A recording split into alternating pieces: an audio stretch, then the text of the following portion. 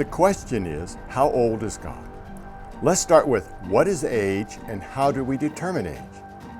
Age deals with passing of time, the amount of time something or someone has existed. Age is a number that represents a span from beginning to the present or beginning to end. In order to determine the age in humans, there must be a beginning. Birth is our starting point. The moment a baby is born, we start counting. We use expressions like, the baby is 1 week old, or 2 months old. As we grow, we celebrate our birthdays, 10 years old, 30 years old, or 70 years old. But what about Adam and Eve, who were not born? Even Adam and Eve had age.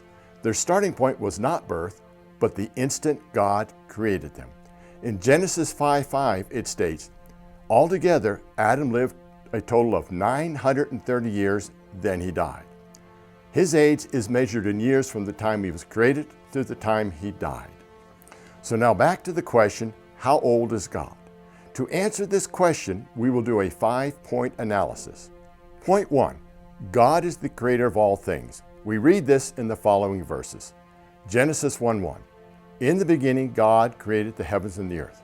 Exodus chapter 20 verse 11, for in 6 days the Lord made the heavens and the earth, the sea, and all that is in them.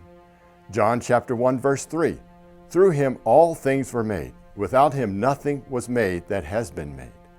Ephesians chapter 3 verse 9, God who created all things. And then Colossians chapter 1 verse 16, for in him all things were created. Point 2, the very first verse of the Bible, Genesis 1:1, establishes the beginning of time. This is not talking about God's beginning, but the beginning of space, time, and matter. This means God existed before time. Point 3, God is not bound by time. He exists outside of time. The Bible is clear that God has always existed. We see this in the following verses.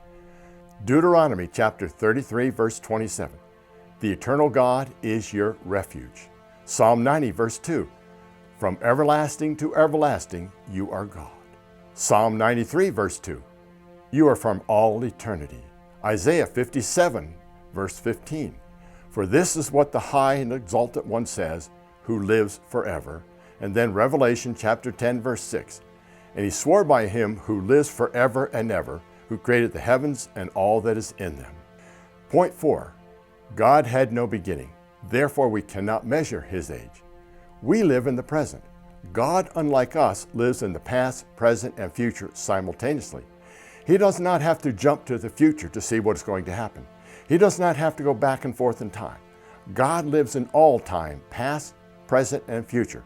He lives in all time, all of the time. He does not age. He is neither old nor young. In Isaiah chapter 40 verse 28, it states, do you not know? Have you not heard? The Lord is the everlasting God, the creator of the ends of the earth.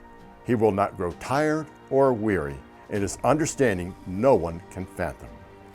And then in Exodus chapter 3 verse 14, God identified himself to Moses. He said that his name is, I am who I am.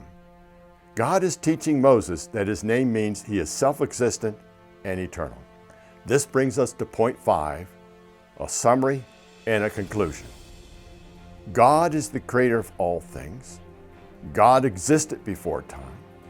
God is not bound by time, and God had no beginning.